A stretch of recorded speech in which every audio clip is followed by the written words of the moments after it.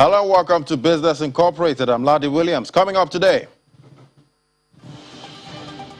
Saudi Arabia and United Arab Emirates have reached a compromise over OPEC plus oil policy.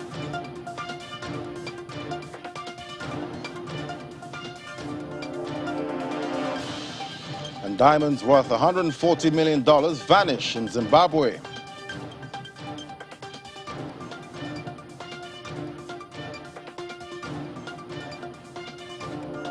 And South African businesses continue to count their losses in violent attacks.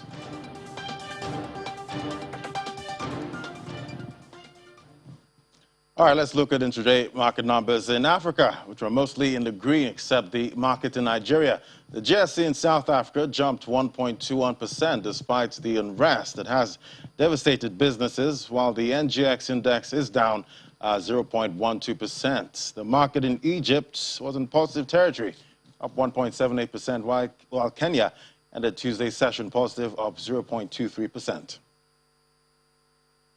And markets in the Gulf region were mostly positive. In the UAE, the Abu Dhabi index led the gains, up 0.47%, while Dubai's index dropped 0.20%. On the flip side, the market in Saudi Arabia is positive, up 0.07%, while the Qatari market follows, also up 0.07%. And European stocks pulled back slightly in the morning following a hotter-than-expected U.S. inflation report released Tuesday. Let's bring in Conrad now. Hello, Conrad. Great to have you. Well, U.S. inflation data has sparked new jitters on the financial markets. The 5.4% increase of consumer prices in the U.S. is much higher than the Federal Reserve's target. Will the Federal Reserve soon end its generous monetary policy, and how concerned are investors in Europe? Good afternoon, Ladi. Of course, the discussion is very active because this 5.4% number is way above the 2% target of the Federal Reserve. But I also have to say that still a majority of people on the markets, economists, central bank watchers, etc., are convinced that this is only temporary, that a lot of this high consumer price inflation has to do with last year's recession, and that soon the numbers will go down again. One important factor in June in the United States, why prices increased so much, were used cars. The car makers were unable to produce and sell as many new cars as they wanted or as they could have sold, also because of the lack of computer chips. So demand for used cars was way higher than normally, which drove the prices for used cars so much. This trend is not likely to continue. So yes, for now, the markets are discussing about a potential tapering of monetary policies in the US, but they don't believe in it yet. All right, we'll keep watching that. But the German Ministry for the Economy has come out with its monthly report. It says the economic recovery is in full swing. How sustainable is this? Very good question, Ladi, because also the German ministry talks about these bottlenecks for intermediate products, which put a bit of a brake on industrial production here in Germany. What's more, of course, it's very difficult to predict what the pandemic will do. Our government is very eager to try to convince everyone in the country to get vaccinated, but the numbers are not where they should be yet. Last but not least, there's China.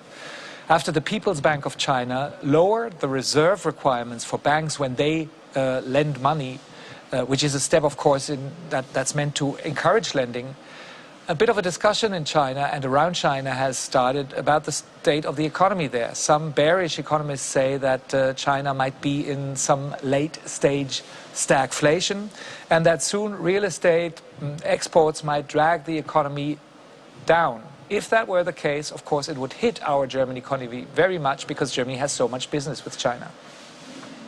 Right, but let's look at fashion. Now, fashion company Hugo Boss is daring to give a forecast again. What's it like and what's the market reaction? It's very good numbers. Last year, Hugo Boss made made a loss of 230 million euros. Now for this year, the company predicts an operating profit between 125 and 175 million euros. Much, much better than last year's business. Increase in sales is forecast this year between 30 and 35%. And what's also very positive, Hugo Boss says that all regions are expected to contribute to this. As a consequence, the share price of Hugo Boss has risen to the highest point in 2 years here. The daily gain is nearly 5%. So very positive news from Hugo Boss coming into the markets. They are again selling their very expensive suits. I can't afford them. These are not Hugo Boss. They're selling them much better than they did before. Yeah, well, this isn't Hugo Boss either. All right, Conrad, thank you so much. You're welcome, Ladi. All right, now, in the UK, inflation has risen to its highest level in almost 3 years as the cost of fuel, food, second-hand cars, clothing, and footwear rose. For intraday market numbers now, let's bring in Juliana. Great to have you, Juliana. We talked about the inflation numbers in the morning, and that is still making headlines. How are the markets reacting to these numbers?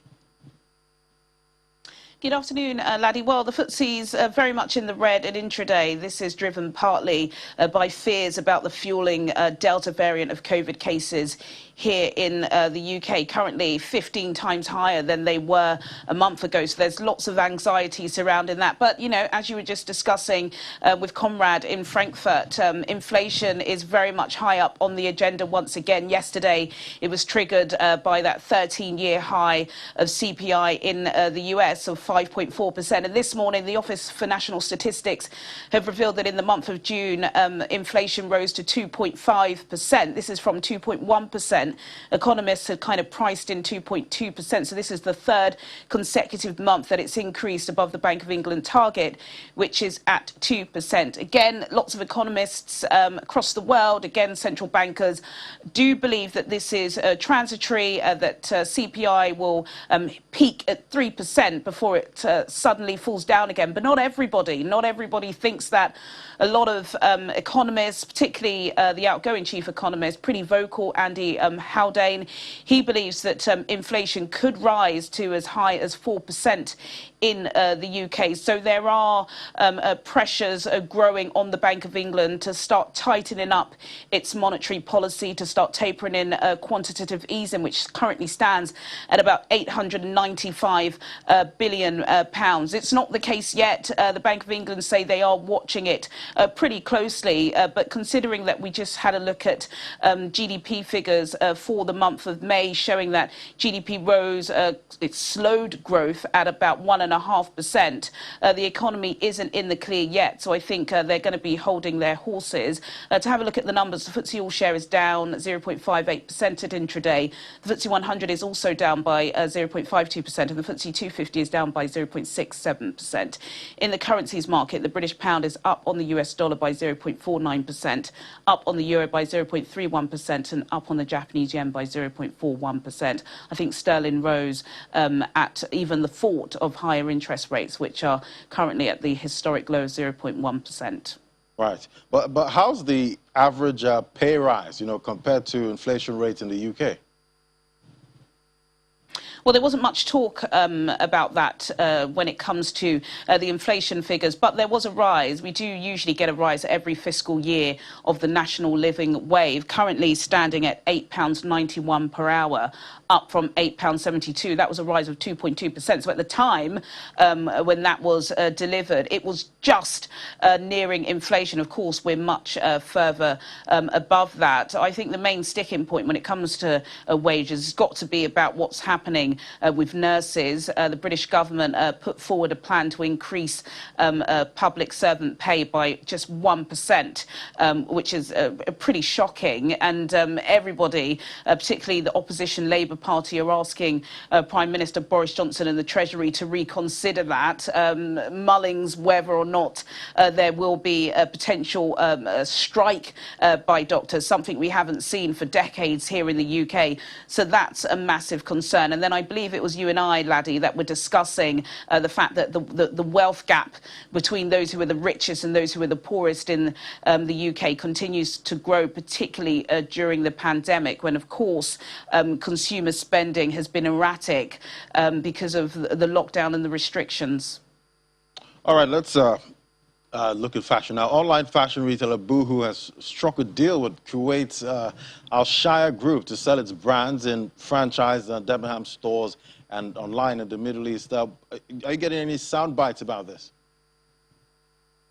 We are. We did have a little bit of breaking news before I came into the studio, actually, about John Lewis. Of course, this is all about the battle for Britain's fashion scene. It was the high street. They've now been taken over by the fast online fashion brands. John Lewis is one of the stalwarts trying to cling on, but they've just announced that they'll be having 1,000 redundancies from their stores. This follows 8 store closures earlier this year, and then last year there was a bundle of other store closures. We'll be getting more of that. I'm sure I'll be sharing it with Vinny on Business Morning tomorrow, but that's a huge story. Boohoo, yes, they have signed this deal with the Al Shaya Group, who own the franchise for Debenhams in the Middle East, who covers a variety of stores in Saudi Arabia, Qatar and Oman, lots of stores within that region. Of course, this comes after, in January, Boohoo managed to get a really cut-price deal with Debenhams. Debenhams was a store that was running for 243 years. Again, another one bites the dust. They struggled to remain competitive. So they sold their brand, including the intellectual property, to Boohoo. And now Boohoo are expanding. And this comes again after another online fast fashion retailer, ASOS, earlier this week announced that they'll be selling some Topshop merchandise in Nordstrom. Nordstrom have hundreds of stores across the US. So even though the high street's dying here in the UK, online stores are buying up that merchandise and going elsewhere around the world to sell it back in stores. It's very complicated, but of course thousands of jobs are going because of these deals. Yeah, quite complicated. All right, Juliana, thank you so much. Thanks, Laddie. All right, moving on now. Saudi Arabia and United Arab Emirates have reached a compromise over OPEC Plus policy, giving the UAE a higher production baseline and paving the way for extending a pact on remaining supply curbs to the end of 2022. The deal between the two Gulf producers means that members of OPEC Plus will be able to extend a deal to curb output until the end of 2022. Oil prices dropped after the news. Brent crude is down 57 cents at $75.92 a barrel after dropping by over $1 earlier.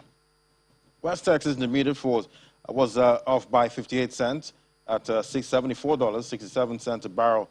A disagreement between OPEC's de facto leader, Saudi Arabia, and the UAE led to a collapse in talks last week on boosting production as global demand recovers from the coronavirus pandemic. And U.S. stock futures were a little change in early morning trade after the major averages finished Tuesday's regular trading in the red, weighed down by inflation fears. Second quarter earnings reports continue on Wednesday with Bank of America, Citigroup, and Delta Airlines reporting before the bell. Futures contracts tied to the Dow Jones Industrial Average shed 25 points. S&P 500 futures were flat, while NASDAQ 100 futures were higher by 0.3%. The hot inflation reports overshadowed strong second quarter earnings reports by JP Morgan and Goldman Sachs. It kicked off earnings season on Tuesday with both banks beating top and bottom line estimates. PepsiCo also topped estimates, while Fargo, BlackRock, and PNC Financials will also report results before the bell Wednesday. And when Business Incorporated returns, we look at unrest in South Africa and how it's affecting businesses. That's in a moment. Do stay with us.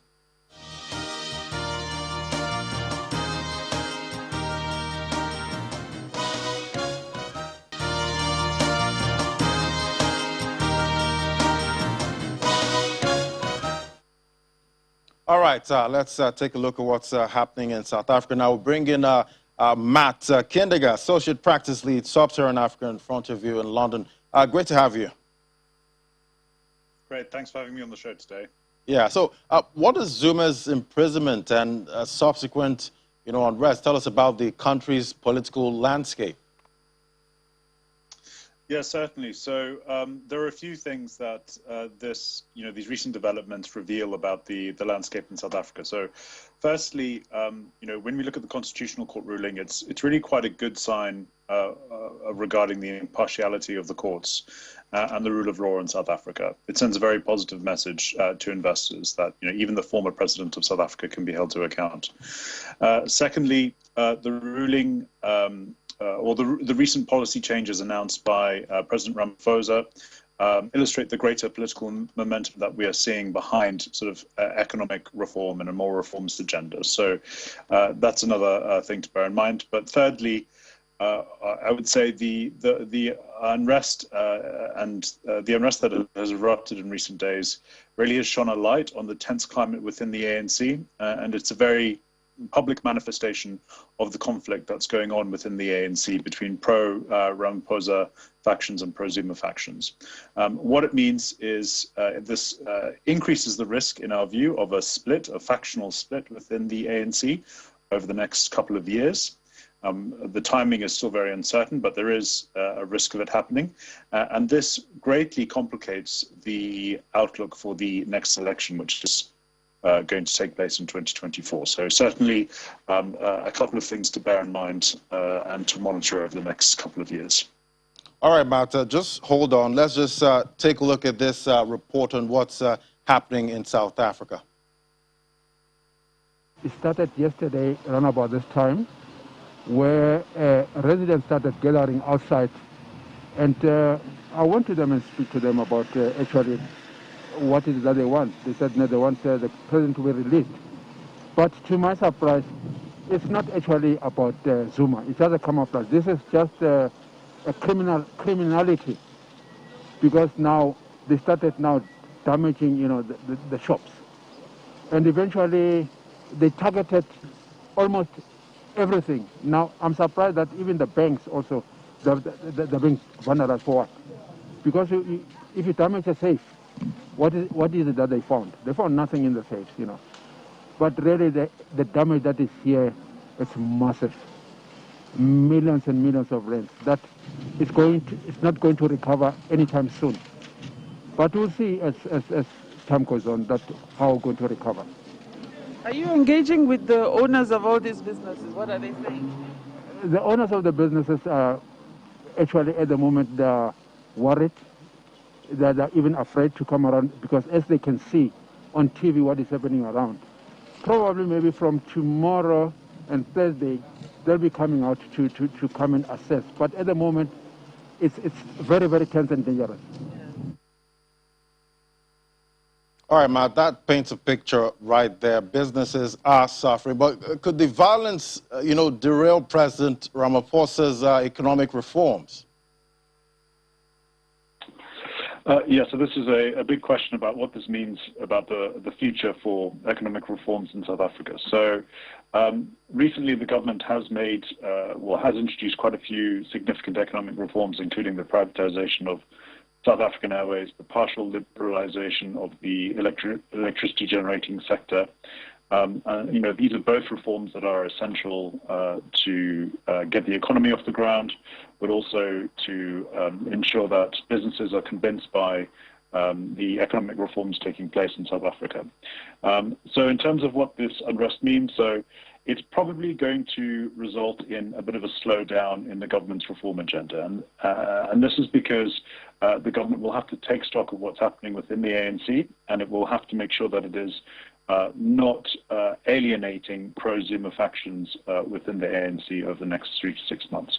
So we're not likely to see a reversal of reforms that have already been implemented, but we could see a slowdown or perhaps a significant delay to the economic reforms that have been planned. And this also includes things like consolidating public finances to ensure that they're much more stable after the COVID-19 pandemic. So certainly we are expecting things to move at a much slower pace as a result of these recent developments. Much slower pace. All right, Matt, thank you so much for your time. Matt Kinniger is the Associate Practice Lead, SSA Frontier Views. Thank you so much. Great, thanks very much. And round diamonds worth an estimated $140 million have disappeared from what is known to be Impenetrable Minerals Marketing Corporation of Zimbabwe and Zimbabwe Consolidated Diamond Company repositories. Diamonds weighed 350,000 carats. According to previous auctions, Zimbabwean diamonds normally fetch about $400 per carat, although they can rise to as much as $12,000 per carat. Auditor General Mildred Cherry, in her report for 2019, which was recently released, revealed that both the MMCZ and ZMDC cannot account for up to 350,000 carats of diamonds which were kept in their vault. Investigation also revealed serious diamond stock reconciliation loopholes, which she said could provide the avenue for looting. And the government of Gambia has waived all import duties, domestic taxes on livestock ahead of the Muslims' feast of Tabaski. Move is geared towards ensuring that easy and affordable livestock prices in the country. The new measures would greatly help ensure an easy importation of livestock into the country. The Ministry of Trade, Industry, Regional Integration and Employment expects the duty waived on import duties and livestock also translated in the market price of livestock. And Africa-focused Tullow Oil expects a full-year operating cash flow, $600 million steady from last year if the oil price averages $60 a barrel for the first of the year. Tullow, which refinanced its $2.3 billion debt pile this year to extend maturities, expects to invest $250 million, mainly on drilling in Ghana and financing costs of $290 million. Tullow, which was a market capitalization of $1 billion, is guiding for output to stay steady at around 60,000 barrels per day. It has hedged most of its output for the rest of the year at an average price of $67 a barrel, about half of its output at $72 next year, with small amounts hedged into 2024. And gold prices were subdued on Wednesday, weighed down by a firm dollar after data showed U.S. consumer prices last month rose by the most in 13 years. The focus now shifting to Federal Reserve Chair Jerome Powell's testimony before Congress. Spot gold is flat at $1,806 per ounce. U.S. gold futures were up at 0.2%, $1,807 per ounce. In other metals, silver was flat at $25.97, and palladium and platinum were up 0.1% at $2,830 and $1,105 each. And that's it on Business Incorporated. Thank you for watching. I'm Ladi Williams. Bye for now.